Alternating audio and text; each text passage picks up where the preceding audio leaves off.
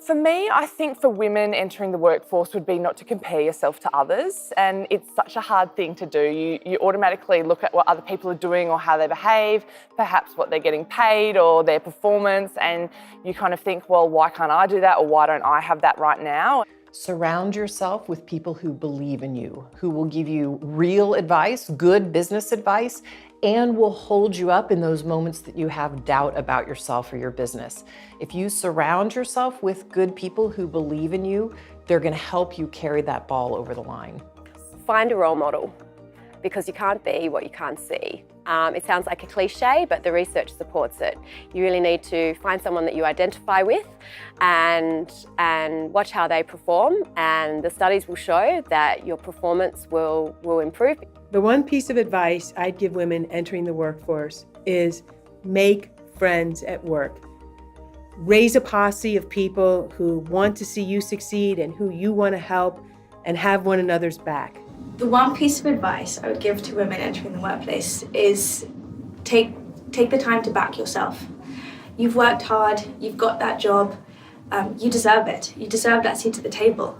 And I think we're all suffering nowadays finding that place in communities, and that imposter syndrome really does exist. It exists for men and for women now, because we all feel like we have to contribute and find the right way to do that.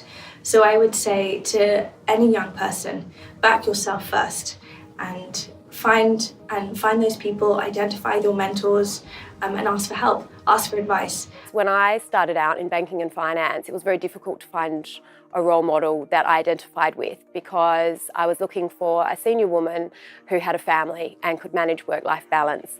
I'd say it still is very difficult to find that role model, and you have to work pretty hard. But when you do find that role model, it's incredibly powerful. Often, somehow, women don't bother to learn the rules of the game. They are in an environment and assume that if they work hard and put their head down, that they'll get recognized, that they'll get promoted, and everything will go along fine. And that may or may not happen. The fact is that often they don't know how a promotion occurs. They don't know what the process is. And there are often rules to that process that are worth learning. Somehow the men all learn them. The women don't know them, and then when they don't get promoted, they don't realize that it was because they didn't understand how things worked. Don't be stressed is the first thing.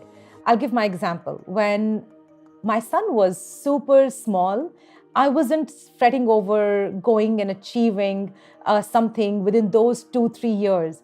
It's okay to chill. It's okay to give that time to when your family needs it, and eventually make up for it, as the time passes by. So till the time my son was 6, I took a little bit of a backseat in my career, focused on him, and then came back full-fledgedly to work. And I think that worked all right so far for me. Everyone's journey is different, and you might be starting your chapter at chapter 1 while someone is at chapter 20 of their life. And if I look back on my netball career, I would say I wasted a lot of energy comparing myself to other people in my team. As a woman, the world might put a lot of obstacles in your way, but don't let that limit the size of your ambition. Articulate the biggest ambition you can and let it go from your lips to God's ears. My advice for women entering the workforce is super simple. Honestly, you just gotta be yourself. Those things that the world tried to make us believe were weaknesses from women are honestly their strengths. So tap into your femininity, and whatever that means to you, understand that it's okay. You don't have to wear a dress to work if you don't want to. You also don't have to wear a suit to dress up like the guys if you don't want to.